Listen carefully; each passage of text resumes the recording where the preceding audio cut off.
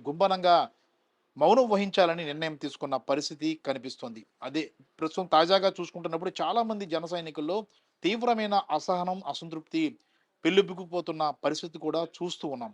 అదే దారిలో విశాఖ జిల్లాకు సంబంధించినంత వరకు భీమిలి నియోజకవర్గానికి సంబంధించిన వేముల ఈశ్వర్ కూడా ఉన్నారు. ఆయన భీమిలి నియోజకవర్గంలో తొలి నుంచి జనసేన జెండాను మోశారు. ఆ పార్టీకి సంబంధించి తొలి అంటే ఇన్ఛార్జ్ ఏర్పడక ముందు నుంచి ఆ నియోజకవర్గంలో పనిచేస్తూ రకరకాల సమస్యలను పవన్ కళ్యాణ్ దృష్టికి తీసుకెళ్లారు. అతను ఇప్పుడు ప్రస్తుతం అసంతృప్తి వ్యక్తం చేస్తూ వైఎస్ఆర్ కాంగ్రెస్ పార్టీలో చేరేందుకు సిద్ధమైన పరిస్థితి కనిపిస్తుంది. మనతో ఈశ్వర్ ఉన్నారు. ఈశ్వర్ గారు, వెల్కమ్ టు ఐ డ్రీమ్ అండి. ఈశ్వర్ గారు, అంటే మీరు ఎప్పటి నుంచి జనసేన పార్టీలో పనిచేశారు? నేను యాక్చువల్‌గా నా రాజకీయ ప్రస్థానం అనేది మొదలైంది ప్రజారాజ్యం పార్టీ నుంచి మొదలైంది సార్. యెస్. 2009లో చిరంజీవి గారు మీద అభిమానంతో ఆయన పార్టీ పెట్టేటప్పుడు ఆయనతో పాటు నడిచి, ఆ రోజు భీమిలిలో గెలుపు కోసం మేము కష్టపడ్డాం సార్. హ్మ్. తర్వాత ప్రజారాజ్యం పార్టీ కాంగ్రెస్‌లో విలీనం చేసిన తర్వాత, పవన్ కళ్యాణ్ గారు 2014లో పార్టీ పెట్టేటప్పుడు, అదే కుటుంబం అభిమానంతో వాళ్ళతో పాటు నడిచాం సార్. హ్మ్. అంటే భీమిలిలో ఎవరు పార్టీకి ఎవరు ముందుకు రాకపోయినా సరే, నేను వెళ్ళి ఆహ్, జిల్లాలో ఉన్నప్పుడు ఎవరైతే శివప్రసాద్ రెడ్డి గారు ఉన్నారో, సతీష్ గారు ఉన్నారో వీళ్ళందరినీ కలుపుకొని పోయి, ఆ రోజు భీమిలిలో పార్టీ బలోపేతం చేయడం కోసం చెప్పేసి ప్రతి ఊరు, వాడ తిరిగాను సార్ నేను. హ్మ్. ఊరు, వాడ తిరిగి పార్టీని బలోపేతం చేసి సేవాదళ కమిటీ అని ఒక కమిటీ మొత్తం ఏర్పాటు చేసి, ఆ రోజు నుంచి ఇన్ఛార్జ్ వచ్చేంత వరకు కూడా పార్టీకి కష్టపడి పార్టీకి పనిచేసాము. ఇన్ఛార్జ్ వచ్చిన తర్వాత ఇన్ఛార్జ్ మరి ఏమనుకున్నారో ఏమో తెలియదు. మా మీద కక్షపూరితమైన ఇవి చేసి హ్మ్.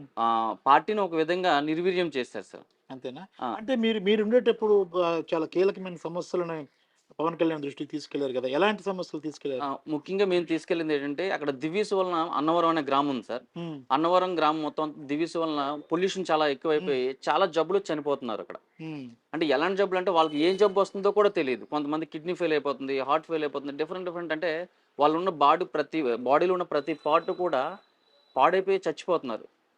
దానికోసం అని చెప్పేసి తీసుకెళ్ళడం జరిగింది ఒకసారి.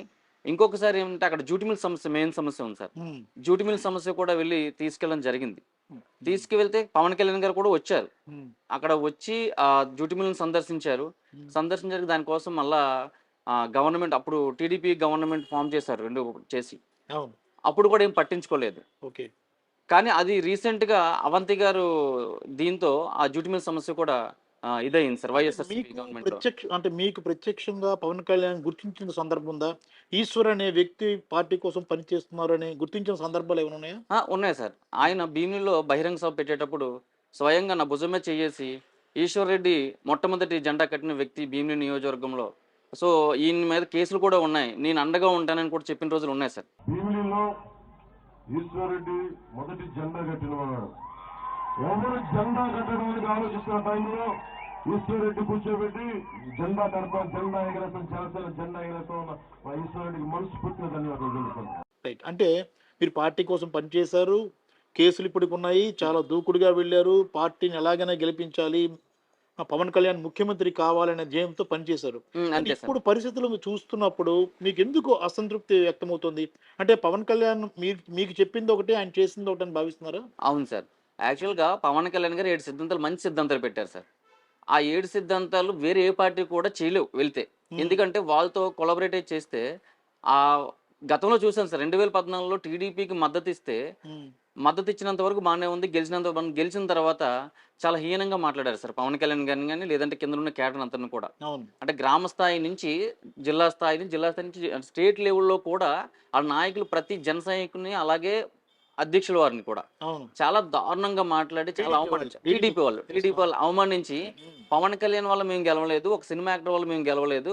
మేము మా సొంతంగా గెలిచామని చెప్పేసి చెప్పుకున్నారు సార్. హ్మ్. అంతేకాకుండా తన కుటుంబ సభ్యులను కూడా అవును. పవన్ కళ్యాణ్ గారి కుటుంబ సభ్యులను కూడా తిట్టించడం జరిగింది. అవును. అలాంటి పార్టీతో మళ్ళా 2024లో పొత్తు పెట్టుకుంటాను అని అనేటప్పటికి ఎవరికైనా బాధ అనిపిస్తది సార్. ఎందుకంటే 2014లో ఆయన ఎప్పుడైతే 2019 వరకు ఇచ్చి 2019 ఒక సంవత్సరం లోపు మేము టీడీపీతో ఉండట్లేదు పొత్తు విరమించుకున్న టైంలో అవును.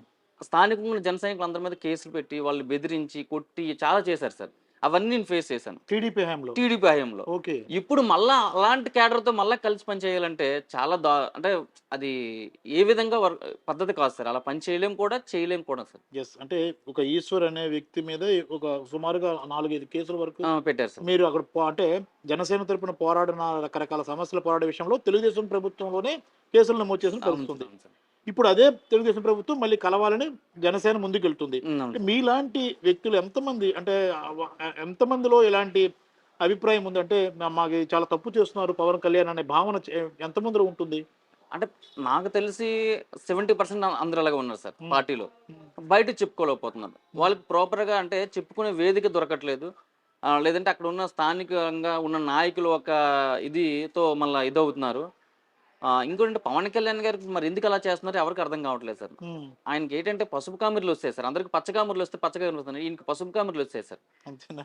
పసుపు కామెర్లు వచ్చేసి ఇంకా పసుపు పార్టీ వైపు ఇంకంటే ఎవరేమన్నా అంటే సార్ ఇలా పార్టీలో ఇలా జరుగుతుంది అని ఆయన దగ్గర మీటింగ్‌లో చెప్పుకున్నా సరే, మీరు నన్ను ఇలాగ అడిగితే మిమ్మల్ని వైసీపీకి పోవట్లు అంటున్నారు సార్. వెళ్ళిపోమంటున్నారు. వైసీపీలోకి వెళ్ళిపోమంటారు. అంటే పార్టీలో అడిగే హక్కు హక్కు. కూడా లేదు. అంటే అవును. ఆ స్వాతంత్రం కూడా లేదు. ప్రశ్నించడం కోసం పెట్టిన పార్టీలో సార్ ఇలా జరుగుతుంది, కింద లెవెల్‌లో జరుగుతుంది, గ్రౌండ్ లెవెల్‌లో జరుగుతుంది. మీరు సోషల్ మీడియాలో మాత్రమే చూస్తున్నారు తప్ప గాని కింద స్థాయిలో చూడట్లేదు.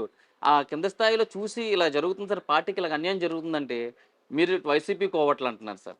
అంటే ఇంత దారుణంగా ఆయనకి మరి ఎందుకు అలా అనిపిస్తుందో ఏంటో అర్థం కావట్లేదు సార్. ముఖ్యంగా ఈ ఈ అంటే ఆయన ఇలాగ ఇంతకుముందు బానే ఉండేవారు సార్. హ్మ్.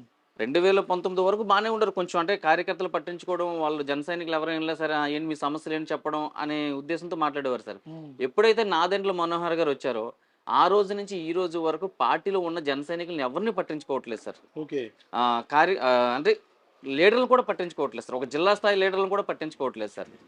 ఆయనే మాట్లాడతారు. ఎక్కడైనా మీరు చూసే ఉంటారు. మీకు తెలియనిదేం కాదు. సభల్లో ఆటిల్లో పవన్ కళ్యాణ్ గారు, నాదెండ్ల మనోహర్ కూర్చుంటారు. హ్మ్. ఒక ఐఏఎస్ ఆఫీసర్, ఒక ఐపీఎస్ ఆఫీసర్ అయినా సరే, ఒక గ్రూప్ 2 ఆఫీసర్ అయినా సరే కిందన కూర్చొని పరిస్థితి వస్తుంది సార్. అవును. అంటే ఇవన్నీ ఎందుకు చెప్తున్నానంటే సార్, ఇలాంటి వాళ్ళందరూ పార్టీలోకి వచ్చారు సార్. చాలా మంచి మంచి వ్యక్తిత్వం ఉన్నవాళ్ళు, వాళ్ళ యొక్క అంటే ప్రొఫెషనల్ జీవితంలో చాలా ఎన్నో ఉన్నతమైన శిఖరాలు చూసుకొని వచ్చి పార్టీలో జాయిన్ అయ్యారు సార్. అంటే అవును. కళ్యాణ్ గారి మీద అభిమానంతో. అవును.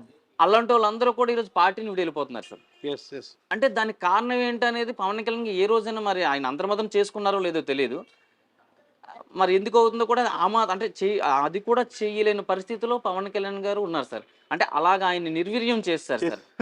నాదెండ్ల మనోహర్ అనే వ్యక్తి హ్మ్. అలా నిర్వీర్యం చేసేసారు సార్. రైట్. అంటే మీరు అంటే జనసేనలో చాలా కీలకంగా వ్యవహరించారు. అవును సార్. పవన్ కళ్యాణే నా రక్తం, పవన్ కళ్యాణ్ అవును సార్. పవన్ కళ్యాణ్ అన్న, లేదంటే అతని హీరో, ఇలాంటి భావనతో అతను ఏదైనా ఆయన కోసం ఏదైనా చేస్తాం, ఆ! ఎంతవరకైనా తెగిస్తామన్న ఆలోచనతో మీరు ముందుకెళ్లారు. అవును సార్. అదే సమయంలో మీకు సంబంధించిన సోషల్ మీడియా గాని, మీలాంటి వాళ్ళు గాని, ముఖ్యమంత్రి జగన్మోహన్ రెడ్డి మీద చాలా వరకు ట్రోల్స్ చేసిన సందర్భాలున్నాయి, తిట్టిన సందర్భాలున్నాయి.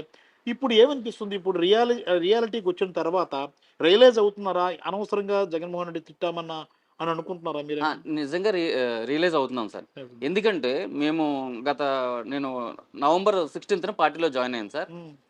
అప్పుడు నేను కొన్ని స్కూల్స్‌కి వెళ్ళాను సార్. నిజంగా అసలు ఏం జరుగుతుంది ఏంటని చెప్పేసి. హ్మ్. మా కాపులపాడు స్కూల్‌కి వెళ్ళాను సార్. హ్మ్. గతంలో కూడా నేను వెళ్ళాను సార్. నేను అక్కడ అంటే వాలంటీర్‌గా కొంతమంది నేను చదువుకున్నాను. ఎంబీఏ చేశాను. ఎల్ఎల్బీ కూడా చేశాను. ఓకే. సో, ఏదో వాలంటీర్‌గా ఏదో ఒక వన్ డే వాళ్ళకి ఏదైనా క్లాసులు చెప్పడం ఇలా చేసేవాడిని సార్ స్కూల్‌లో. హ్మ్. అప్పుడున్న స్కూల్ ఫెసిలిటీస్‌కి, ఇప్పుడున్న స్కూల్‌లో ఉన్న ఫెసిలిటీస్‌కి చూస్తే నాకే అసలు ఏంటి ఇంతగా చేశారా? మనం అనవసరంగా సోషల్ మీడియాలో గాని, లేదంటే బయట డిబ అంటే అనేకమైన వేదికల మీద గాని, జగన్ గారిని ఇలా విమర్శించామా అని నాలో నేనే చాలా సిగ్గుపడ్డాను సార్. హ్మ్. ఎందుకంటే ఒకసారి మీరు కూడా ఒకసారి రండి సార్. మీ మీడియా వాళ్ళు కూడా ఒకసారి వచ్చి చూడండి. స్కూల్స్ ఎంత డెవలప్ అయ్యాయో, వాళ్ళకి ఇంగ్లీష్ మీడియం అవ్వచ్చు, లేదంటే వాళ్ళకున్న త్రాగునీరు సమస్య అవ్వచ్చు, లేదంటే అక్కడున్న టాయిలెట్స్ అవ్వచ్చు, వాళ్ళకున్న ఆ ఫెసిలిటీస్ డిజిటల్ క్లాస్ రూమ్స్ అవ్వచ్చు, చాలా బాగా చేశారు సార్. అంటే కార్పొరేట్ స్కూల్ ధీటుగా చేశారు సార్. అవును. అలాగే రోడ్లు అంటున్నారు సార్. కాపులపాడు ఏరియా వచ్చి చూడండి సార్. భీమిలి అలాగే వైజాగ్ కొన్ని ఏరియాలో చూడండి సార్. రోడ్స్ కూడా చాలా చక్కగా ఏశారు సార్. అంటే కొన్ని తెలుగుదేశం మీడియా ఎక్కడో చూపించేసి అంటే ఎంత దారుణంగా ఉందంటే తెలుగుదేశం గవర్నమెంట్‌లో రోడ్లేసానంటున్నారు సార్. అవును. దాని క్వాలిటీ లైఫ్ టైమ్ ఎంత సార్? యెస్. అవును. ఇప్పుడు లైఫ్ టైమ్ ఒక రోడ్డుకి లైఫ్ టైమ్ ఎంతుంటది? నేను కూడా కాంట్రాక్టర్ ఇంతకుముందు చేశాను. అవును. అప్పుడు నేనేసిన రోడ్డు కూడా వెళ్లి చెక్ చేయండి సార్. చెక్కు చెదరలేదు సార్. అవును.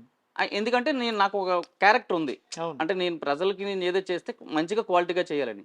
అదే టీడీపీ గవర్నమెంట్ కాంట్రాక్టులు చేసిన వర్కులు చూడండి సార్, ఈరోజు చిందరమందరం అయిపోయి సార్. అవును. అంటే కాంట్రాక్టులు బాగుపడడం కోసం ఏదో అంటే ఆహ్, ఒక విధంగా చెప్పాలంటే నాణ్యత లేని రోడ్లు వేసేసి మళ్ళా ఒక సంవత్సరం పోయిన తర్వాత మళ్ళా అదే రోడ్డు కాంట్రాక్ట్ తీసుకోవడం కోసం, వాళ్ళు నిత్యం వాళ్ళ యొక్క బిజినెస్‌ని పెంచుకోవడం కోసం యెస్. నాణ్యత లేని రోడ్లేసి ఈరోజు జగన్మోహన్ రెడ్డి గారి మీద తోసే పరిస్థితి జరుగుతుంది సార్. రైట్. జగన్మోహన్ రెడ్డి గారు ఏది చేసినా చాలా క్వాలిటీగా చేస్తున్నారు. 10 మందికి ఉపయోగపడి చేస్తున్నారు. డైరెక్ట్‌గా బెనిఫిషరీకే అంటే మధ్యవర్తి అంటే గవర్నమెంట్ పథకం ఏదైనా సరే ప్రజలకు ఎలా చెందాలి, ఎలా చేరాలి, ఆ అర్హులైన ప్రతి ఒక్కరికి నేరుగా చేరుతుంది సార్. రైట్. అంటే ఇంతకు ముందులా జన్మభూమి కమిటీలు లేవు, అవును. ఏమీ లేవు సార్. రైట్. అంటే ఇప్పుడు మీరేం చెప్తారు జన సైనికులకి? అంటే ఇప్పుడు మొన్నటి వరకు జగన్మోహన్ రెడ్డి ఒక భూతంలాగా లేదంటే అతను ఏం చేయడం లేదు అంటూ అంటే అన్నీ మీరే చెప్పారు. స్వయంగా చూసిన తర్వాత ఇంత బాగా జరుగుతుందా అని మీరే రియలైజ్ అయ్యారు. అవును సార్. మీరిప్పుడు పార్టీ నుంచి బయటకొచ్చేసారు. కానీ మిగిలిన జన సైనికులకి ఏదైతే రకరకాల గ్లోబల్స్ ప్రచారం చేస్తున్న టీడీపీ మీడియాతో సహా చేస్తున్న అవును. వారికి మీరేం చెప్తారు? నేను ఒకటే చెప్తాను సార్. పవన్ కళ్యాణ్ గారు సింగిల్‌గా వెళ్ళుంటే అంటే ఒంటరిగా పోరాటం చేసుంటే జన సైనికులు చాలా పోరాడే శక్తి ఉంది సార్. హ్మ్. ఏ సమస్య మీదైనా సరే వాళ్ళు ఫైట్ చేస్తే ఎంత పెద్ద గవర్నమెంట్ ఉన్నా సరే, ఎంత బలం ఉన్న గవర్నమెంట్ అయినా సరే ఆ సమస్య కోసం ఆలోచిస్తుంది సార్. అవును. కానీ ఇక్కడ టీడీపీతో కలవడం వల్ల హ్మ్. టీడీపీ వాళ్ళ అధికారం అంటే వాళ్ళ యొక్క ఆధిపత్యం కొరకు జన సైనికుల్ని స్థానికంగా చాలా ఇబ్బందిని అంటే చాలా నీచంగా మాట్లాడడం, మీరు పిల్లలు పిల్ల సైనికులు, లేదంటే మీరు ఇది మీ పవన్ కళ్యాణే గెలవలేదు మీకేంటి అనే ఆలోచనతో వాళ్ళని చాలా హీనంగా మాట్లాడుతున్నారు సార్. బయటికి చెప్పుకోలేకపోతున్నారు చాలామంది. ఆ, గత ఒక వారం రోజుల క్రితము జనసేన పార్టీ వార్డు అధ్యక్షులు వేసింది సార్, డివిజన్ అధ్యక్షులు అని చెప్పేసి 98 వార్డులకు వేసింది సార్. హ్మ్. అక్కడ జరుగుతుంది ఏంటంటే చాలా అసంతృప్తి ఉన్నారు సార్. అంటే మొదటి నుంచి కష్టపడిన వాళ్ళు కాకుండా ఎవరెవరు నిన్న కాక మొన్న వచ్చి పార్టీకి వచ్చేవాళ్ళు అంటే వాళ్ళకి అంటే ఏదైనా పార్టీ కార్యక్రమం చేస్తే అక్కడ భీమిలిలో అయితే ఇన్ఛార్జ్ ఒక్క రూపాయి కూడా ఖర్చు పెట్టాడు సార్, ఒక్క జెండా కూడా కొనివ్వడు. కానీ అక్కడ స్థానికంగా ఉన్న వాళ్ళు ఏదో రాజకీయంగా వాళ్ళు ఎదుగుదామన్న ఉద్దేశంతో వాళ్ళు సొంతంగా డబ్బులు ఖర్చు పెట్టి చేసేవాళ్ళు కొంతమంది ఉన్నారు సార్. ఈ మధ్యన జాయిన్ అయ్యారు వాళ్ళు. అవును. అంటే వైసీపీలో లేదంటే మిగతా పార్టీలో వాళ్ళకి గట్టిగా అంటే వాళ్ళు చేసే పనుల వల్ల వద్దు మీరు ఈ పార్టీకి వద్దంటే ఈ పార్టీకి వచ్చి ఏదో 100-200 ఖర్చు పెట్టి ఓ జెండలు కట్టి చేస్తున్నారు. అలాంటి వాళ్ళందరికీ వాటర్ ప్రెషన్లు ఇచ్చారు సార్. హుహు. మిగతా వాళ్ళందరూ చాలా ఇబ్బంది పడుతున్నారు సార్. వాళ్ళు మానసికంగా చాలా ఇదిగా ఉన్నారు. అంటే అదే ఇలాంటి ఇబ్బందులు పడుతున్న వాళ్ళు అనవసరంగా జగన్‌ను తిట్టామే అని చాలామంది ఇప్పటివరకు జగన్మోహన్ రెడ్డిని భూతంగా చూసి విపరీతంగా ట్రోల్స్ చేసిన వాళ్ళు ఉన్నారు కదా! అవును సార్. అలాంటి వాళ్ళందరికీ మీరేం చెప్తారు? మీరు ఆల్రెడీ రియలైజ్ అయ్యారు. అవును సార్. అవును సార్. మీరు జగన్ ప్రభుత్వం చేసిన కొన్ని పథకాలను చూసాక, అరే! మనం తప్పు చేసామన్న భావనకొచ్చారు. మిగిలిన వారికి కూడా మీరేం చెప్తారు వాళ్ళందరికీ? ఏం సూచన నేను చేస్తారు? వాళ్ళందరికీ ఒకటే చెప్తున్నాను సార్. హ్మ్. మీరు వీలైనంత త్వరగా జనసేన పార్టీ నుంచి బయటకు వచ్చేసి మీకు రాజకీయంగా ఇష్టం ఉంటే రాజకీయంగా వైఎస్ఆర్సీపీ ఉంది, లేదు రాజకీయంగా లేదంటే మీ కుటుంబం లేదంటే మీ పిల్లలు, మీ భార్య, మీ కుటుంబం, మీ తల్లిదండ్రులను శుభ్రంగా చూసుకుని ఏదో ఉద్యోగము, లేదంటే మీకు వేరే అంటే ఆర్థికంగా స్థిరపడే విధంగా చూసుకోండి. జనసేన పార్టీలో ఉండి ఇలాగా మీరు కూడా పసుపు కామర్లు అంటించుకొని మీరు మీ లైఫ్ని నాశనం చేసుకోకండి. నేను జన సైనికులకు అందరికీ ఇదే చెప్తున్నాను, నిజాయితీగా ఉన్న జన సైనికులకి. అవును. రైట్. అంటే ఫైనల్‌గా చెప్పండి. అంటే మీరిప్పుడు వైసీపీలోకొచ్చారు గదా! అంటే మీరింతవరకు రాజకీయంగా పోరాడారు, కేసులు పెట్టించుకున్నారు. అయినా వెన్నుతిరిగి చూడకుండా పయనించారు. అవును సార్. ఇప్పుడు వైఎస్ఆర్ కాంగ్రెస్ పార్టీ గవర్నమెంట్‌లో మంచి జరుగుతుంది ప్రజలకు అన్న భావనకి ఇప్పుడు వస్తున్నారా? ఇప్పుడు మొన్న మీరు జాయిన్ అయ్యి సుమారుగా కొన్ని రోజుల పాటు అవుతుంది అవును కాబట్టి, సార్. ఎలాంటి అభిప్రాయం కలుగుతుంది? మీరిప్పుడు లోతుగా చూస్తున్నారు వైసీపీ ప్రభుత్వ నడవడిక. ఇంతవరకు ఏంటంటే ఒక భ్రమలో ఉండిపోయారు అవును. జనసేనలో ఉండి. అవును సార్. ఇప్పుడు క్లారిటీ వచ్చింది కాబట్టి మీకేమనిపిస్తుంది ఇప్పుడు? సార్ మేము జగనన్న మనకి ఎందుకు కావాలి, మళ్ళీ ఎందుకు కావాలనే కార్యక్రమం కోసం చెప్పేసి ఊరు ఊరే ఇంటింటికి తిరుగుతున్నాం సార్. హ్మ్. తిరుగుతుంటే అక్కడ ప్రజల రెస్పాన్స్ చూసి చాలా ఆనందం అనిపిస్తుంది సార్. హ్మ్. అంటే ప్రజలకి డైరెక్ట్గా ఉదయాన్నే 6 గంటల తలుపు తట్టి పింఛన్ అవ్వచ్చు, లేదంటే వాళ్ళకి ఏ సర్టిఫికేట్ కావాలన్నా సరే ఏదైనా సరే డైరెక్ట్గా వాళ్ళకు వాలంటీర్ దగ్గరుండి తీసుకెళ్ళి చేయించడం ఇలాంటివి చేస్తున్నారు సార్ సచివాలయం వ్యవస్థ ద్వారా. సో వాళ్ళు ఏమంటున్నారంటే, అమ్మా మీకు జగనన్న గారు మంచి చేస్తున్నారా లేదా ఏంటి అంటే, బాబు చాలా మంచి చేస్తున్నారు. నన్ను వాళ్ళు అంటున్నారు సార్, ఇన్నాళ్ళు నువ్వు ఇక్కడ అనవసరంగా అక్కడ ఉన్నావు, ఈ పార్టీలోకి వచ్చి చాలా మంచి జరిగింది. ఇప్పుడు మాకు నిజంగా ఒక మంచి నాయకుడు వచ్చాడనే భ్రమలో మేము ఉన్నాము, వచ్చి 10 మందికి న్యాయం చేస్తామని అనే భ్రమలో చాలా మంది చెప్తున్నారు సార్ మాకు. ఓకే. ఓకే. అంటే గడప గడపకి తిరుగుతుంటే చాలా హ్యాపీగా ఫీల్ అవుతున్నారు సార్ అంటే వాళ్ళు. మీరు ఇంతకుముందు అనవసరంగా ఎందుకు జనసేనకెళ్లారని అడుగుతున్నారా వాళ్ళు? అడుగుతున్నారు సార్. ఆ! అంటే అప్పుడు కూడా మేము కార్యక్రమం చేశాం సార్. కానీ ఎప్పుడైతే టీడీపీతో పొత్తు పెట్టుకున్నారో, అవును. పొత్తు పెట్టుకున్న కాడి నుంచి ఇంకా ఆళ్ళందరూ ఇంకా పవన్ కళ్యాణ్ గారిని ద్వేషించడం మొదలుపెట్టారు సార్. రైట్. ఒక విధంగా అభిమానం ఉండేది. ఏదో చేస్తున్నారు, మంచి చేస్తున్నారు, కుర్రోళ్ళందరినీ ఏదో మంచి వైపు నడిపిస్తున్నారు అనేది ఉంది. ఎప్పుడైతే ఈయన టీడీపీతో పొత్తు పెట్టుకున్నారో, పొత్తు పెట్టుకున్న కాడి నుంచి కూడా పవన్ కళ్యాణ్ గారు గ్రౌండ్ స్థాయిలో యాంటీ అయిపోయారు సార్. ఓకే. అభిమానించే వాళ్ళు కొంతమంది కూడా వాళ్ళు కూడా యాంటీ అయిపోయారు sir. Right. Right. Okay. Thank you very much brother. Thank you sir. ఇది చూసాం కదా, జనసేన పార్టీకి సంబంధించిన సీనియర్ నాయకులు తొలి రోజుల్లో జెండా పట్టుకుని తిరిగి ఆయన కోసం ఫైట్ చేసి పోలీసు కేసులు నమోదు చేయించుకొని ఇప్పటికీ కేసుల కోసం తిరుగుతున్న వారంతా కూడా వాళ్ళ భ్రమలన్నీ తొలగిపోయాయి. ఎప్పుడైతే పవన్ కళ్యాణ్ సొంతంగా కాకుండా తెలుగుదేశం పార్టీతో పొత్తు పెట్టుకోవాలి, కలిసి వెళ్ళాలని నిర్ణయించుకుంటారో చాలామంది జన సైనికులంతా కూడా తీవ్ర స్థాయిలో వ్యతిరేకిస్తున్న పరిస్థితి కనిపిస్తోంది. ఇప్పుడు మనం ఈశ్వర్తో మాట్లాడాము. ఆయన తొలి రోజుల నుంచి జనసేనలో ఉన్నారు. ఆయనే స్వయంగా చెప్తున్నారు, అనవసరంగా జగన్మోహన్ రెడ్డిని మేము నిందించాం, రకరకాలుగా తిట్టాం, సారీ జగన్ గారు అని చెప్పే పరిస్థితి కూడా వస్తుంది. ఎందుకంటే గతంలో ఆ భ్రమలో ఉండి రకరకాల విమర్శలు చేసిన మనంతా కూడా ఇప్పుడు రియలైజ్ అవుతున్నారు. వైసీపీ ప్రభుత్వం ఏం చేసిందనేది ఇప్పుడు కళ్ళారా చూసిన తర్వాత ప్రజల నుంచి అలాంటి అనూహ్య స్పందన లభిస్తుందని కూడా చెప్తున్నారు. మొత్తం మీద జనసేనలో తీవ్రమైన అసంతృప్తి జ్వాలలు అనేది రగిలిపోతున్న పరిస్థితి కనిపిస్తుంది. చాలామంది గుంభనంగా ఉన్నారు. అరే అనవసరంగా ఎందుకు జనసేనకి మద్దతు పలికేమన్న భావనలో ఉన్నట్లుగా కూడా స్పష్టమైపోతుంది. ఇంకా చాలామంది జన సైనికులు బయటకు వచ్చేయడమో లేదంటే మౌనంగా ఉండిపోయి తమ తమ వృత్తుల్లో నిమగ్నమైపోవాలని నిర్ణయించుకోవడమో జరుగుతుందన్న అభిప్రాయం కూడా చాలామంది నుంచి వ్యక్తమవుతుంది. కెమెరామెన్ మూర్తితో Prasad, I dream media, Visakhapatnam.